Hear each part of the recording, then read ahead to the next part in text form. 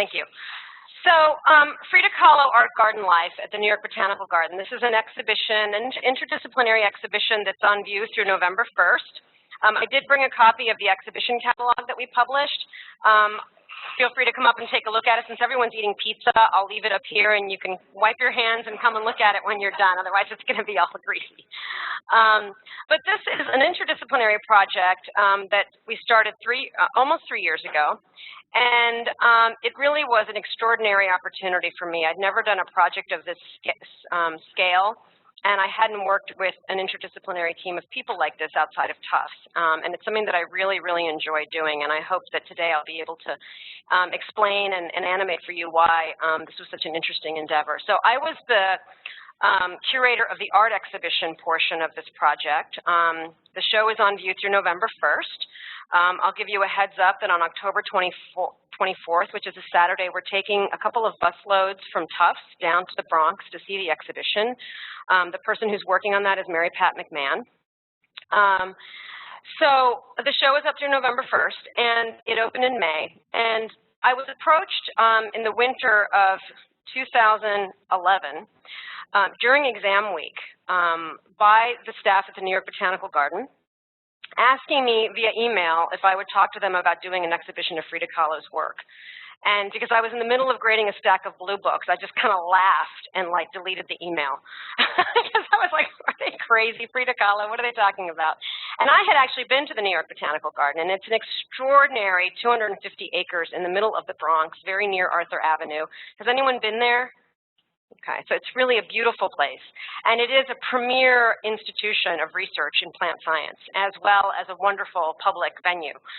So at any rate, one of the staff, Joanna Groark, is a Tufts MA. She was my student here at Tufts, and so she called me on the phone and said, Adriana, you didn't answer our email. So what they were asking me to do initially was to serve as sort of just an advisor, to give them a sense of what they would need to anticipate to navigate the landscape of, oh, pun intended, of doing an exhibition on Mexican art and an exhibition on someone like Frida Kahlo. And eventually they asked me to be the curator for the project.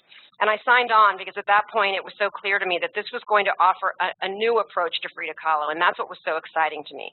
How many of you know something about Frida Kahlo or are familiar with her painting? Okay, so Frida Kahlo during her lifetime was known principally as the wife of the great muralist Diego Rivera. Kahlo was born in 1907. She died in 1954, so she was only 47 years old when she died. She had a very dramatic life. She was a very political person. And she was known as an artist, but she had nowhere the kind of fame that she has today. Today, Frida Kahlo is perhaps the world's most widely recognized woman artist, and she is the most recognized Latin American artist. So it was a collaborative project. I worked closely with Todd Forrest, who is the Vice President of Horticulture at the Botanical Garden, with Fran Coelho, who is an incredibly gifted botanist. She's the Vice President of Glass Houses.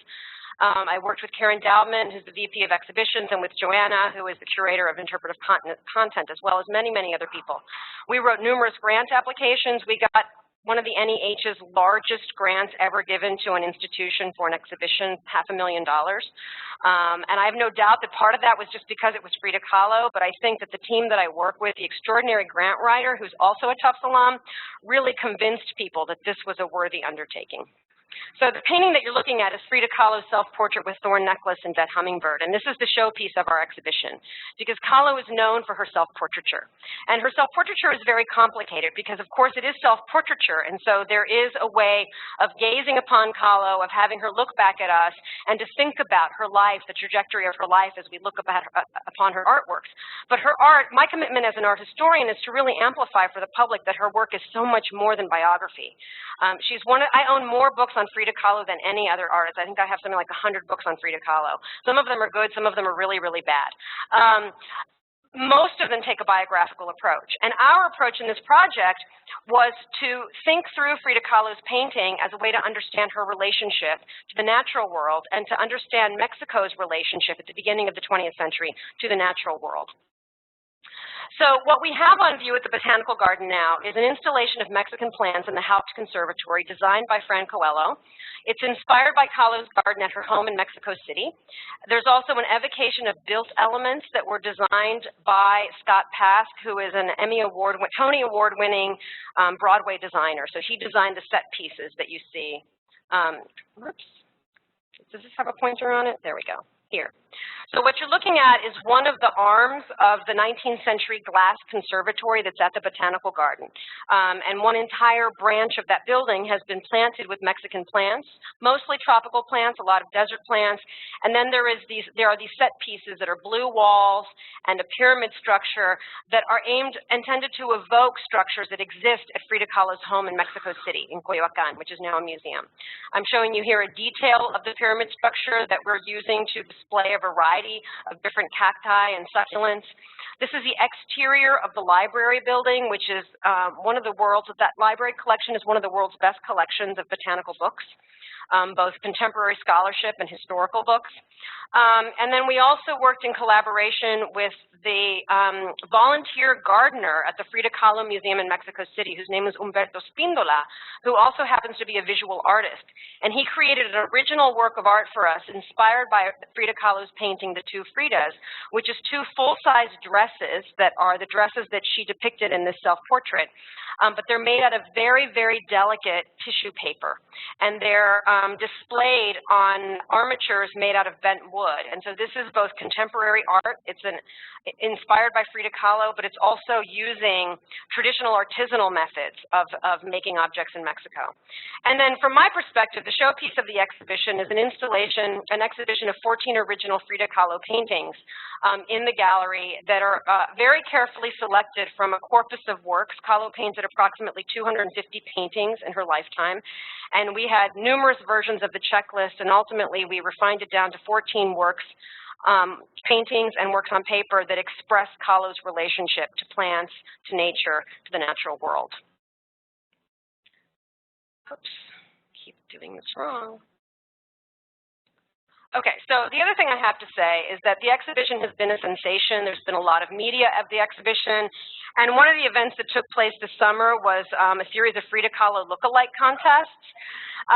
So it's not uncontroversial to put on the costumes of people of ethnic groups that you do not belong to. So the Botanical Garden has been very attentive to asking me for my expert opinion on these kinds of undertakings. And in this case, because of the popular celebrity of Frida Kahlo, and because she is so adored by hundreds of thousands of people, I said, okay, have a Frida Kahlo look-alike contest. So this was the particular contest that they held on LGBTQ night. So these are the two winners of the Kahlo contest on that particular night. And then in just searching the internet for images of my exhibition, I found this incredible image of these two women also dressed like Frida Kahlo. And it's maybe a little hard for you to see, but this woman appears to be wearing more traditional African accoutrements, but she has styled her hair in a way that's inspired by Frida Kahlo. So, you know, ultimately I understand the sort of pros and cons of this, but I do enjoy the fact that people are so enamored by Kahlo, and I've come to appreciate that in a way that I used to be much more cynical about. So something I want to share with you is that the conceptualization of this project is one in a series of numerous projects that the Botanical Garden has done like this. This began more than a decade ago when they hit upon this sort of interdisciplinary type of exhibition with the goal of introducing the general public to the plant sciences through the humanities. And so this is where my role as a humanist, as an art historian, came in terms of collaborating with the scientists at the garden. So earlier projects that they did were Darwin's Garden, An Evolutionary Adventure. Then they did a project on Emily Dickinson's garden and the poetry of flowers. They did one on the gardens of the Alhambra in Granada, Spain. And then they did one on Monet's garden in 2012, on his garden at Giverny. And then most recently they did one on Italian Renaissance medicinal gardens. So it's this idea of again, as I said, introducing the general public to various kinds of plant science through sort of a humanistic lens. And so just to give you a sense of the precedent for this, in Monet's garden, what they did, in each of these cases, they did, years worth of research to figure out ways to present scholarly information to the public. And in the case of Monet's garden, some of you may be familiar with the fact that Monet, of course, is renowned for his paintings of water lilies. But Monet himself once said that his most important work of art of his life was his garden at Giverny, not his paintings, it was his garden. And he actually was using that garden at Giverny in France as a kind of testing ground to plant different kinds of flowers, water lilies, irises, that he would then paint and express his love of nature and his love of gardening. And when the Botanical Garden staff were doing their research on Monet, they actually discovered Monet's original purveyor of water lilies. And so they actually cultivated water lilies at the Botanical Garden in the Bronx that were acquired from the same company that used to provide Monet water lilies for his garden.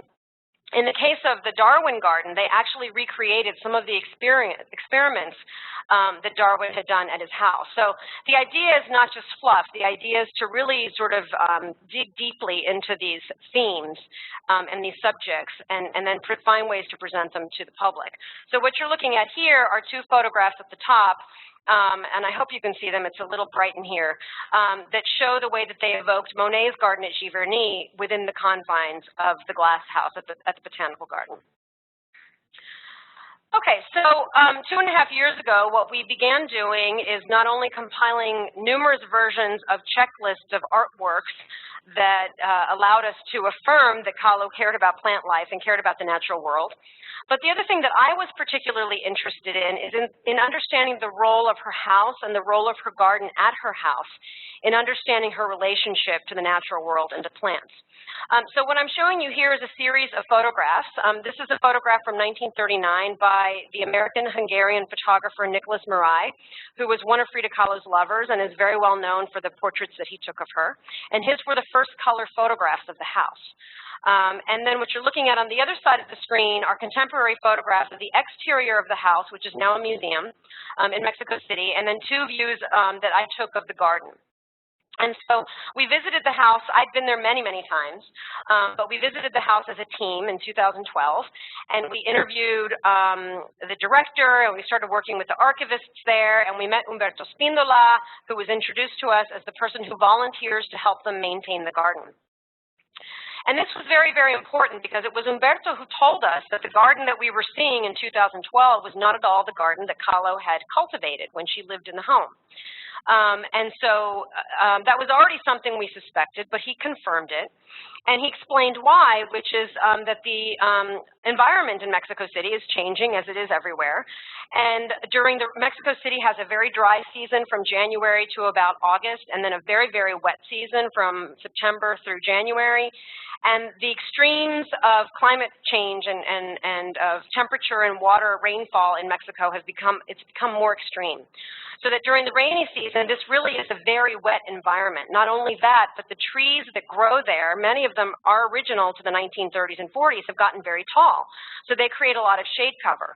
So Umberto really struggles to cultivate the cacti that Kahlo seems to have loved and adored, and that are very evident when you study archival photographs of this garden. So that's one thing we began to do, is amass hundreds of black and white archival photographs from the period and then blow them up, and then Fran Coelho would literally look at them with a magnifying glass and try to identify the plants, the different species, et cetera, and so forth.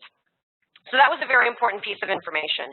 The other thing that I was particularly interested in is thinking about the way that the house, which is today a museum and has been open to the public as a museum since 1958, the way that it would provide us visual evidence of the way that Kahlo lived. Of course, now it's curated, but it is very much a house museum, and so we really wanted to explore the house for understanding her relationship to green space. So what I'm showing you here are a series of 3 photographs taken by Frida Kahlo's father, who was a very important photographer in Mexico at the turn of the century, at the turn of the 19th to the 20th century.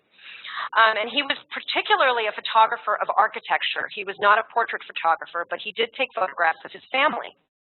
And so here you see a photograph that he took of the family home, which he acquired for his family in 1904. And it's a vernacular kind of architecture that's very typical in Mexico. It actually derives from a tradition in the Iberian Peninsula, where you have a central courtyard, which is a kitchen garden with plants that you cultivate to feed your family, an orange tree, which comes from the Moorish tradition in the Iberian Peninsula, this idea of having citrus trees in your garden, and then all kinds of different plants. And then around the garden is a house that is arranged as a series of contiguous rooms that each give onto the other and give onto this veranda. And so these gardens create private green space that's also salubrious, it's healthy. So here you're looking at a Guillermo Kahlo photograph from 1933 of his garden, which is quite interesting. He was actually photographing his garden. And you can see the variety of different kinds of plants that he had, and the fact that it was a rectilinear contained garden, open to the air. And then a photograph of his family posing in the garden, and this is Frida Kahlo at about age 8, standing in the foreground here. And then this is a plan of the house, which survives in the Kahlo archive. And then this is a Frida Kahlo painting from 1936 called My Grandparents, My Parents, and I, and it is literally a genealogical tree, because she shows herself as about the age of 4, standing naked in the courtyard of the house. Her foot is entwined with the tree, and then above her are her parents. Her father was German, her mother was mestiza Mexican, and on the left side of the composition are her maternal grandparents who hover over the Mexican landscape, and on the right side of the composition are her paternal German grandparents who hover over the Atlantic Ocean. And in the foreground, unfortunately, you can't make it out, but there is a cactus, a cattle cactus, which is one of the emblems of the Mexican nation. And there is a scene of fertilization going on here. She shows her mother pregnant, presumably with her, and then this image of fertility and fecundity is repeated here in a sperm piercing an egg and creating human life here. And so Frida Kahlo stands here, and the fact that her foot is entwined in the tree was very expressive to me, because it begins to suggest that in the 1930s, she's demonstrating for the viewer who's attuned to it that she feels very much one with nature. So this is the theme we began to explore. So when the staff at the Botanical Garden originally contacted me, and when we had our first conversation on the phone, they were very excited, because when they had done their research on Darwin, obviously tons of material in relation to Darwin's experiments with plants and nature. When they'd done their research on Monet, they found all kinds of interesting archival material. And they were just convinced that when we went to the archive at the Kahlo house that we were going to find a plant list, and that we might even find gardening implements, and we would find documentation that Frida Kahlo had very self-consciously cultivated certain plants. And I just kind of laughed to myself, and I thought, well, they clearly don't understand the sort of social, cultural hierarchies of Mexico in the teens and the 20s, because most people didn't do that, and if they did, they were fairly eccentric. So we didn't find any of that stuff, none of the smoking gun evidence. But the more that we looked at her artwork, even me, who had already spent 15 years of my career thinking about Frida Kahlo, the more I became attuned to this way of communicating iconographically about her love of nature, and the more I became convinced that she really did care about nature and care about green space. So some more photographs. Another photograph by Nicholas Murai, who took a lot of photographs of Frida Kahlo in the garden, which is telling. Two photographs down here by the French photographer Gisela Freund, who took quite an extensive series of portraits of Kahlo in the garden in the 1950s, just a few years before Kahlo died. At that point, the garden had been considerably expanded. So this was one of the interesting things that we learned. I mean, I knew from having been to the house numerous times that what I was seeing in that original plan was not what existed in the present. And so what we learned is that in the 1930s and then again in the 1940s, Kahlo, and not only Kahlo, but Diego Rivera acquired adjacent parcels of land. And interestingly, most of the time what they did when they acquired these parcels of land is they expanded the garden. In the 1940s, they also built an addition to the house, and this is the sort of very austere, rather modernist architectural addition that now holds Frida Kahlo's studio, 2 of her bedrooms, and her bathroom. And in her bathroom in 2004, her bathroom had been walled up, and in 2004, that wall was taken down, and an incredible treasure trove of photographs and documents and clothing and personal objects were discovered in the bathroom. So this is the sort of architectural form that you see in the background. And then over here, I'm showing you a photograph taken by an American woman named Emmylou Packard that shows Diego Rivera with one of the couple's pet monkeys. They kept a menagerie of pets. He's not standing at Frida Kahlo's house, but he's standing at the home that he built in collaboration with an architect in Mexico, where they cultivated a fence that surrounds the property that's made of organ cacti. And this is a vernacular type of fence in Mexico, but not in urban areas. It's unique to Mexico City, and it was very much a nationalist artistic statement that Rivera and Juan O'Gorman, the architect, decided to surround the property with this fence, natural fence made out of organ cacti. And then the last photograph is really an enigma, because what it shows is Frida Kahlo sitting in her garden with a little boy and a woman, and they seem to be involved in a gift exchange of plants. So the little boy is holding two tiny little terracotta pots with cacti in them, and the woman is holding a kind of cactus or succulent plant in a pot. And I've not been able to identify who these people are, because I'm really interested to know if there actually is a gift exchange of plants going on, because that would actually be some interesting evidence. So another thing that we discovered as we were doing research in Frida Kahlo's archive was this wonderful drawing. And it's a drawing of her house. It's undated. And interestingly, it shows the house in a kind of mid-stage of evolution. So the original house, you'll see, is familiar from the plan, with the rectilinear courtyard garden. The orange tree is labeled, flowers, a pine tree. The bedrooms are all labeled. When Kahlo and Rivera married in 1929, he paid the deed on the house because her family had a lot of debt at that point, and he took over the family's dining room as his art studio. So in this drawing, what had formerly been the dining room is labeled Diego's studio. The room that follows is Frida's studio, and she's drawn a little self-portrait. Then there's a bedroom that's identified up here as your room. Then there's Frida and Diego's bedroom, and they sleep in twin beds. And then her father's studio. So looking at all of this evidence, I said, well, this drawing dates to 1940, 41, because that's just before her father died, and it's after they divorced and remarried. And we're living together at the Casa Azul. The other interesting thing is that the drawing is inscribed, "My house is not so comfortable, but it is nice of color." And then she drew a little eye and then a dotted line to the laundry line that's in the patio yard. And there's a little blue shirt hanging here. So she's telling the recipient of the drawing that the house is blue. And this was one of the questions that we had. The house is called La Casa Azul, the blue house. And it's painted that color because that's a very vernacular color in Mexico that's made from the flowers of an indigo plant. And they now today, once again, are painting the house using the traditional recipe for painting the house blue. For a while, they were using commercial paints. But Humberto said, no, no, no, this is a house museum. We need to go back to the original recipe. So the recipe is actually on the website if you want to paint your house blue. But this helps begin to solve that mystery because there's no documentation as to when they painted it blue. And the reason they painted it blue, well, there's many reasons, but one of the reasons is that that color blue in the pre-Columbian tradition wards off evil spirits. And of course, Kahlo had a very dramatic and tumultuous life, so maybe she felt that sort of painting her house this color would bring her good fortune rather than ill fortune. This is, again, a Nicholas Murai photograph of, showing Kahlo standing in the now gradually enlarging original courtyard garden, Kahlo with one of her little pets.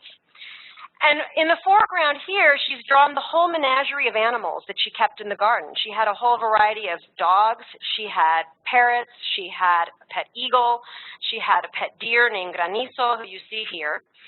And I'm suggesting that the drawing was made for a woman named Emmylou Packard, who was an American artist who had met Kahlo in the 20s when Emmylou was a little girl. And then Emmylou moved back to California, and she actually became an artist and worked with Diego Rivera on a mural that he painted in San Francisco in 1940. And then in 1940, Emmylou came to Mexico and moved in with Frida Kahlo at the Casa Azul and continued to work as Rivera's studio assistant. So this is a photograph of Emmylou and Kahlo in the garden. But once again, this drawing really shows us that Kahlo cares about her home, she cares about her animals, and she cares about her garden because she's labeled a lot of the plants. Not as many as we would have liked for her to label for us, but she has labeled some of them for us. And in the absence of a plant list, this was useful information.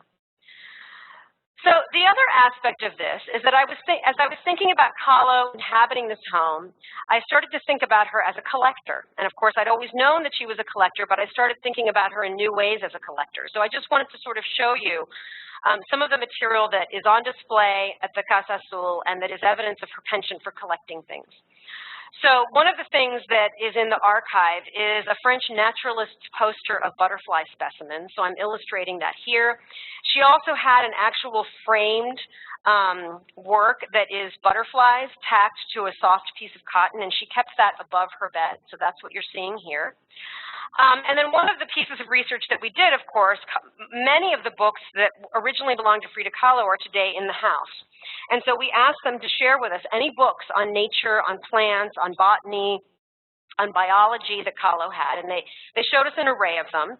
And one of the things that Kahlo had was a copy of Walt Whitman's Leaves of Grass, and Whitman is said to have been one of Kahlo's favorite poets.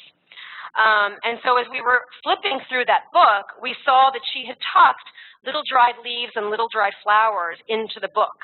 And I don't know if they were intentionally inserted in certain places, but I was really struck by the particular stanzas of the poem on this particular page, which say, "Let others finish specimens. I never finish specimens. I start them by exhaustless laws as nature does, fresh and modern continuously." And that to me was so expressive of my growing understanding of Kahlo's relationship to plants. So really wonderful little bits of circumstantial evidence, if you will. And then other photographs of the house that amplify the sense of Kahlo as a collector. She loved to collect toys. She collected Mexican folk art. She collected ceramics. She collected art. She collected books. She collected clothing. And so here, if you go to the Casa Azul, you will see that the house is chock full of all of these things that Kahlo surrounded herself with. And she was a person with increasing disability in her life. And so she spent a lot of time confined to the home. And so you also get the sense of why it was so important for her to create this really beautiful, comfortable, enriching space. Okay.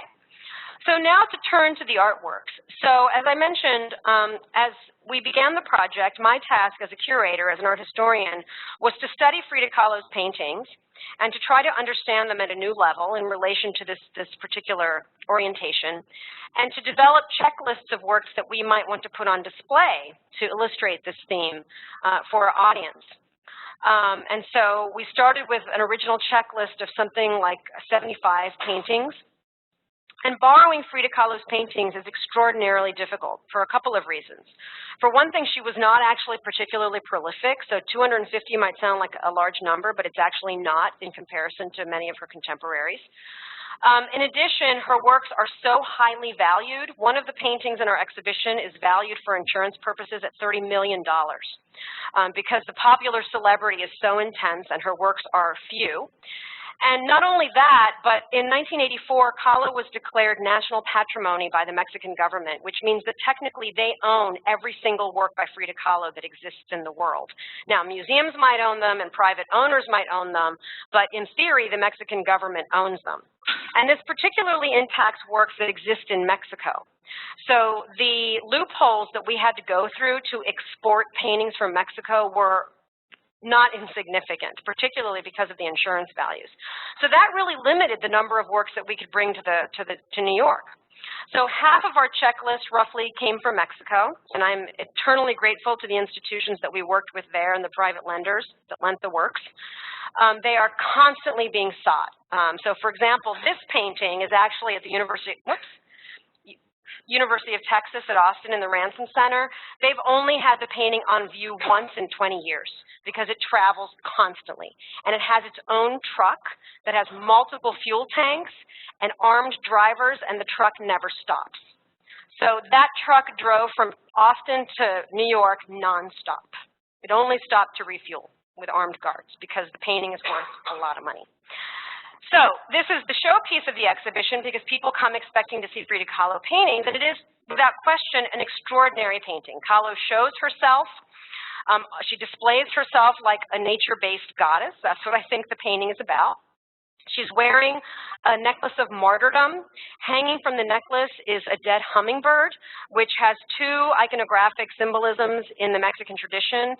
On the one hand, hummingbirds exemplify vitality, and they're also part of the symbolic name of the principal Aztec god, who is a god of war. Huitzilopochtli means hummingbird from the south. But a dead hummingbird means the end of vitality, the end of life. So there's a lot of complicated stuff going on in this painting, but we know that Kahlo created this painting for this photographer, Nicholas Murai. He was the one that owned it. And they had been lovers. And in 1940, Kahlo ended, finally, her relationship with Nicholas Murai, and she remarried Diego Rivera. So this seems to be a parting gift. Here you go. My portrait, you can gaze on me forever, but I belong to someone else. But of course, what interested me about the painting was the plant life. And so what she has done is created this jungle screen of what appear to be aroid leaves, philodendra of different varieties. And she uses this motif a lot in her paintings to create this sense of pressure and almost oppressiveness. But it also, I think, amplifies the sense that perhaps she thinks of herself as a budding flower. Because what's happening up here at the upper part of the composition is that she's wearing her characteristic hairstyle with these, it's an indigenous hairstyle with yarn woven in her braids. She's wearing two silver filigree pins, but up here the pins seem to take on life and they become fuchsia flowers and butterflies at the same time. So it's almost as if she's sprouting in the midst of these leaves. But the work of art that is my favorite in the exhibition is actually, well, one of my favorites, is actually this very simple drawing. Well, it's actually not a simple drawing, but it's simple in its medium, pencil on paper. And it's a drawing that Kahlo did in Detroit when she and Rivera were living there while he was painting murals at the Detroit Art Institute. And it's called The Dream, and she shows herself pregnant, laying on a bed, and her hair begins to take root in the ground.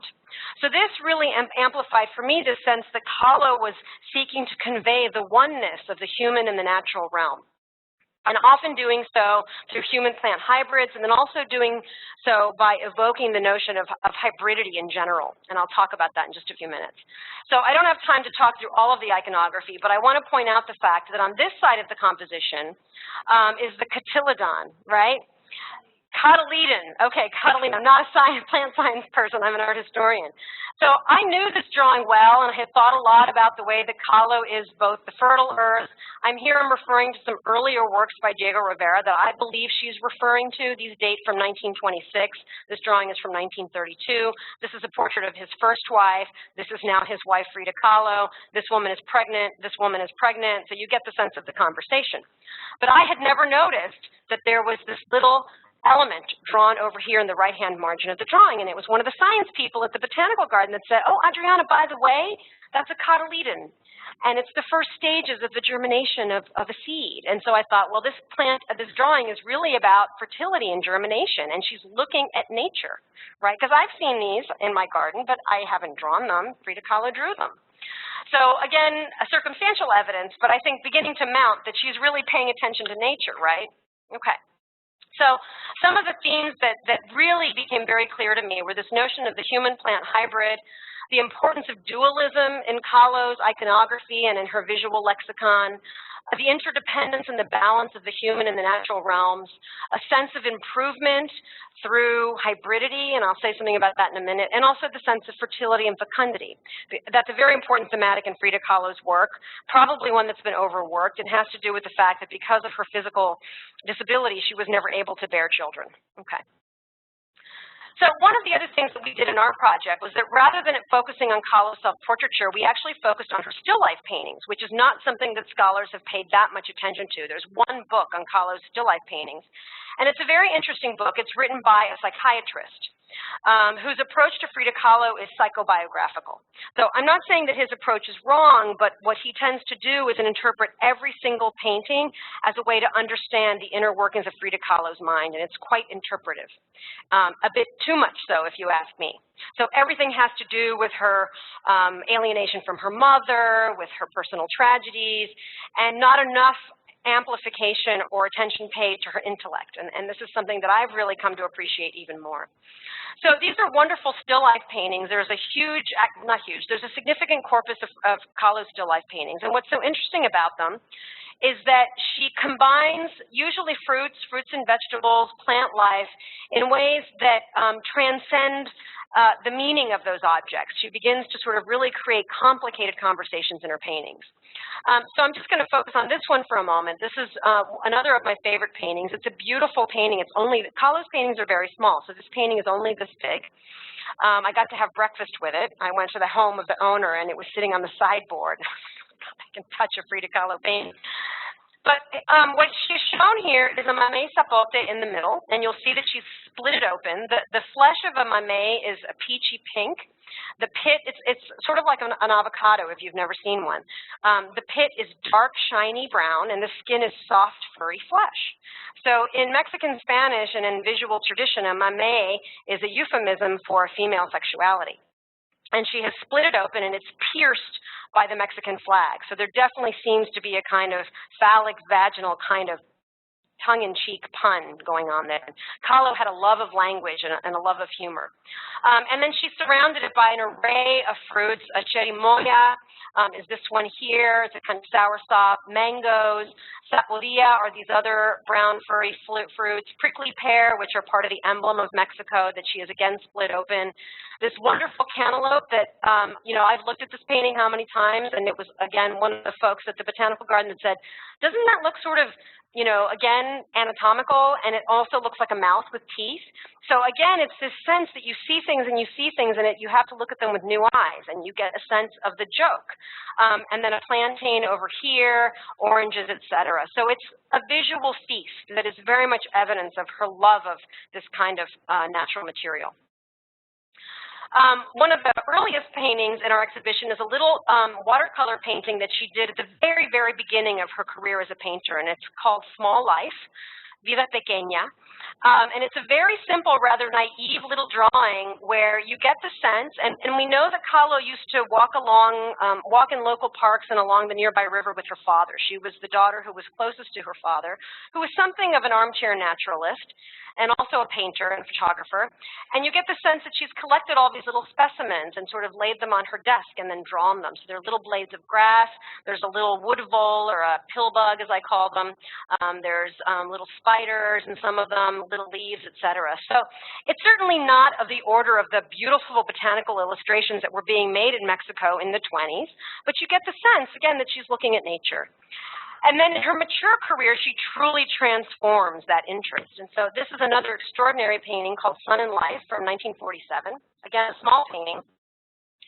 And what you see that she's done is that she's worked from plant material again, taking the leaves and the bud of what is probably, the bud is probably the Monstera deliciosa, or a cutleaf philodendron, and we know that she cultivated these in her garden, or these were cultivated in her garden probably by her gardener. And this particular page is from a book that was published after Kahlo died, but it was written and illustrated by a woman named Helen Fowler O'Gorman, who was the wife of the architect who had designed Kahlo's home and who had designed the studio that I showed you, that photograph of Diego Rivera. So Kahlo and Rivera were very close friends with Juan O'Gorman and his American wife, Helen Fowler, who was a botanist. And so you can see the uncanny similarity between this beautiful watercolor illustration of the Monstera deliciosa and Kahlo's painting. But what she does is she takes the spath and the spadix, which you see here, and she's also looking at the various medical texts that were in her library, because she was very interested in human development. And she's taken this particular page of fetal development, and you can see that the spadix sort of seems somewhat normal and begins to sort of erupt as they do when they come out of this sort of enclosure. And then at this point in the composition, it turns into a fetus. And the portrait is a double portrait of Kahlo and Rivera, and the symbolism is very complex. Red and green and sort of white are the national emblem colors of Mexico. There's also evidence that Kahlo was thinking about Hinduism and Buddhism at this point in her career, so one scholar interprets the colors as Shiva and Parvati. Kahlo was very aware that in the Mesoamerican tradition there was a cyclical concept of life and of time, of cycles of time interlocked with one another, so this circular emblem of interlocked wheels might also refer to that tradition. So very complicated imagery. And then this incredible painting of the American horticulturist Luther Burbank, who in the 1920s was very much a popular celebrity. And Kahlo knew about Luther Burbank when she was living in San Francisco, and in fact, she went to Burbank's home. Burbank died in 1926, and he really was an American popular celebrity. How often does a horticulturist become a popular celebrity? So she created a portrait of Luther Burbank where she shows him growing out of the cedar of Lebanon tree. I don't know that that's actually a cedar of Lebanon, but Luther Burbank had himself buried in his yard in Santa Rosa, California, beneath a cedar of Lebanon. And so she shows him growing out of a tree, human skeletal skeletal remains are nurturing the soil. And the background is quite interesting. He's holding philodendron leaves, and I'll show you the source image for this painting. This is the drawing. There are two trees in the background. You'll see that one of them looks rather conventionally like a citrus tree. But Burbank was known for his insane experiments with plants, his grafting and his hybridization of plants. And his aim was to improve nature by increasing the food supply. So he would do these plant experiments to try to get citrus fruits, for example, to be produced continuously and big grapefruits, that kind of thing. So this is an issue of Popular Science Monthly that was published in 1926. And we didn't find this in Kahlo's library, but if you look at the photograph of Luther Burbank that's published here, you can see that it's the photograph that Kahlo was working from when she made this painting. And the article is so interesting because he says all kinds of quite controversial things. So I just want to emphasize this. So in the second page of the article, it's an interview with Burbank. He says, inferior human beings, of course, cannot be treated as if they were inferior plants. But if civilization is to endure, some way must be found to produce more of the fit and fewer of the unfit. This is eugenics. And eugenics science was huge in Mexico in the 20s and 30s. And there was a movement of positive eugenics in Mexico that upheld that mestizos, people of half indigenous and half European descent, were the cosmic race of the Americas. There was actually a book written in 1926 called The Cosmic Race. So what I'm trying to do here is amplify the intellectual context within which Kahlo was working. And then the last paragraph says, second, the human plant, the child, may be trained, developed, and improved, just as under the hand of a skilled gardener or trained botanist, the best that is in each plant may be brought out. So these were very controversial ideas and very prominent ideas in the 20s and the 30s. And what strikes me about this is it's a really very important way of thinking about Kahlo's relationship to the human-plant hybrid. Because when Kahlo did this painting of Burbank, she was living in the United States. And these were the years of the Great Depression. And this was the period in which Mexicans, among other ethnic and racial groups, were being stigmatized and vilified, and Mexicans who were American-born citizens were being deported in mass numbers back to Mexico. And so I think Kahlo would have been very, very attuned to that public discourse. And she seems to have really liked Luther Burbank, which is striking given his particular articulation of the way that the human stock can be improved. And I wanted to point out that Luther Burbank is still well known today. So there was an article last Thursday in the New Yorker magazine that features Luther Burbank. So there's a photograph of Burbank, and it talks about the fact that in the 30s, a pomologist, who knows what a pomologist is, besides Colin or Francie? What's a pomologist? Fruits, right? Right? Okay, so there was this guy named W.L. Howard who was a pomologist who began compiling a list of plants. And he was very interested in creating a list of the botanical creations attributed to Luther Burbank, among them the Burbank potato, which is the McDonald's French fry potato. So you're still eating Burbank potatoes today. And so it's a really interesting article. I don't have time to talk about it, but go to the New Yorker's website, and you'll see that Burbank is still something or becoming something of a popular celebrity yet again. So quickly, this is an extraordinary painting. It's called Flower of Life. And it has often been interpreted as a meditation on Kahlo's infertility. Well, it might be that. But what I want to suggest is that in this intellectual context of the 20s, 30s, and 40s, it is very much a painting that expresses Kahlo's interest in human-plant hybrids, in dualism and interdependence and balance, human nature, male and female, life and death, of improvement, and of course fertility. So a lot of people have interpreted this as inspired by a mandrake root, because in the Middle Ages mandrake roots were believed to have properties related to female fertility. I don't think it's a mandrake root. And mandrake roots often look anthropomorphic. What I think it is a floripondio, which grows in Kahlo's garden. So this is a trumpet flower. And I think the leaves are inspired by the Mexican poinsettia, which was named for the Mexican ambassador, Joel Poinsettia. So what I think this painting is about this notion of human and nature in balance. It does look like fallopian tubes. This is a phallic element. There is an explosion of life. but I think it's about the potential, the fertility that comes from thinking about realms and balance and an interdependence and interrelation to one another. So whether that has to do with Kahlo's own psychology and whether it has to do with her own failed fertility, well, that's for somebody else to interpret. But that's what I think is going on in this painting. That's it. So happy to take questions. Thanks for your attention.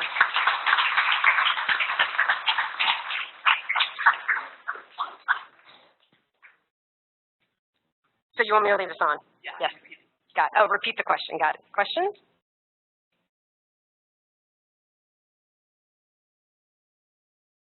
Brian? Yeah.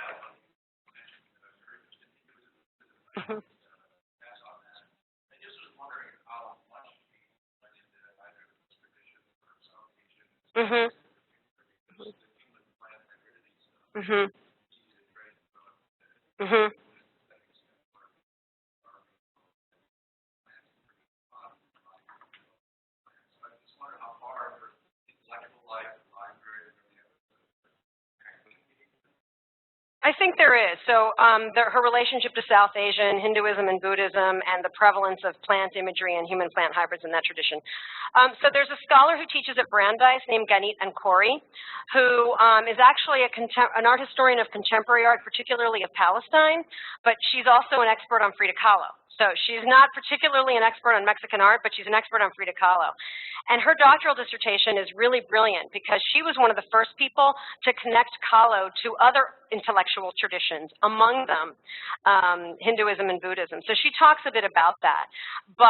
And she's written some also about Kahlo's plant imagery, particularly as relates to what scholars believed at one time was Kahlo's Jewish heritage. This is an open question right now, but Ganit wrote a very interesting piece where she talks about Nazi genealogical charts, and that painting My Grandparents, My Parents, and I is made precisely at the moment when fascism in Germany and when Mexicans of German descent, like Kahlo and like myself, their families were making genealogical charts to prove their racial purity. So Ganit Ancori is really the person who's been working on that. And so in her book, she talks quite a bit about Kahlo's interest in Hinduism and Buddhism, particularly Shiva and Parvati. I don't think in that particular section she really pulls in the visual material, but somebody else mentioned this to me. Someone who I don't know at the Botanical Garden came up to me and said, you should look at Hindu miniatures. So maybe that'll be a future Frida Kahlo project, and I'll come and talk to you about that. Awesome. Thank you. Francie? Adriana, thank you for a wonderful talk. I wonder if there's any evidence that she spent any time, like in tropical forests or anything like that, because I wonder. She picked the monstera. The monstera is a huge plant. I mean, you can go see a monstera in the lobby of the downstairs lobby of Barnum. The leaves are like this big. And many tropical forests, when you're there, one of the senses you have is just tiny and pressed down. Yep. I don't know, comment. Yep. So whether she spent time in tropical forests. Well, so her garden was this combination of tropical plants, but predominantly desert plants during her life. She did grow a variety, or the photographs tell us that there were a variety of different philodendron. I don't think we've seen that one in the photographs. There are some of theirs there now because the climate lends itself to that. The interesting thing, the person who did is Diego Rivera. So our project focuses on Frida Kahlo for no accident because we want hundreds of thousands of people to come to the Botanical Garden in New York, right? Diego Rivera is just as important in this story, and I haven't talked about him. So one of the people who we collaborated with and who lent works to our show and who talked with us a lot is Diego Rivera's grandson, who never knew Kahlo and Rivera because he was born after they both died. But he is a brilliant intellect and an art historian and a curator and a writer. And he has an archive that includes the things that people don't think are as important. So he has a lot of Rivera's books, and he has a much clearer sense than anybody of where and when Rivera traveled. The curious thing about Kahlo is because she had numerous physical disabilities, it really began, there's now a theory that she might have had spina bifida occulta, not polio. So Kahlo, from childhood, had some disabilities, and then she had this horrible accident in 1925. And she did live with Rivera for 4 years in the United States, but there's no archival evidence that she traveled widely in Mexico, whereas Rivera did. So when Rivera came back from Europe, Rivera spent 12 years living in Europe during the years of the Mexican Revolution. So he was there from 1907 to 1922. When he came back, he was a Cubist. And the Mexican government sent him to southern Mexico, to Tehuantepec, to re-Mexicanize himself. And one of the things that he does, and Juan Coronel, his grandson, talked about this in our symposium, is he painted an extensive cycle that is not very well known because it's in a very dark stairwell in the Ministry of Public Education in Mexico, and the entire thing is a tropical landscape. So now the task is to connect paintings like Sun and Life to the iconography in that cycle, because that entire cycle is about the interdependence of the pre-Columbian world with nature. So the hard thing is that you can visit that building, but that stairwell is always closed. So now my task is to get permission to go into the stairwell and start to really think about Rivera's relationship to nature. Because he is the one that acquired the parcels of land. He is the one that evidently supervised the construction of the building and even contributed to the design of the addition to the Casa Azul. He's the one that designed that pyramid. The purpose of the pyramid was to display pre-Columbian antiquities. So Rivera looms as large in his story as Kahlo. And so I'm glad you asked me that, because I had to say that. So he traveled, and I bet that's the source. And then her friends like Helen Fowler. Helen Fowler O'Gorman's book is so beautiful. And that's another project I want to continue to work on, because the variety of plants that she illustrates. And of course, Kahlo didn't know that book. She might have known the drawings because the book wasn't published till the 60s. But there's a lot of pre-Columbian treatises that Kahlo and Rivera had in their collection. The most important one was published in 1941. It's the Codex Badianas, and we know that they own there's a copy in her library, but I just can't prove that it was there when she lived. And that's chock full of interesting information about native Mexican plants. So, anyone else? Yes. So she had a diary. She kept a diary in the last decade of her life, and it's also full of plant imagery, but it's a very explosive, expressive diary. So it's almost impossible to make real heads or tails out of what's inside of that diary. There's a facsimile of it at the library, but there are all kinds of interesting drawings with tangled vines and human-plant hybrids and lists of colors, and then sort of stream of consciousness writing. It was in a period of her life when she was in quite acute physical distress. And it's also a private diary, so I don't think her intention was that anyone should ever read it. So people have tried to decipher it. I don't think it'll ever be definitively deciphered, and most scholars try to psychoanalyze the diary. But it's interesting to look at it for sure, so I encourage you to do so. But she didn't keep a diary of her garden or I mean, aside from that wonderful drawing, that's really the only thing like that we found. Last question? Yeah, you referred to her physical health, and was she in pain? Do you know if there's any evidence that she got drugs for There's a lot of evidence, and too much writing on that, frankly. Yeah, so ranging from she overdosed and accidentally overdosed and that's how she died, to she committed suicide, to she was a morphine addict, to she was an alcoholic. There's a lot of, there's actually a couple of recently more interesting articles by medical doctors that try to sort of diagnose her, and there is a medical history on Frida Kahlo, and then a contemporary psychological profile on Frida Kahlo that's published in a book that includes her medical history. So she was using a lot of potentially hallucinogenic. And so our question is that,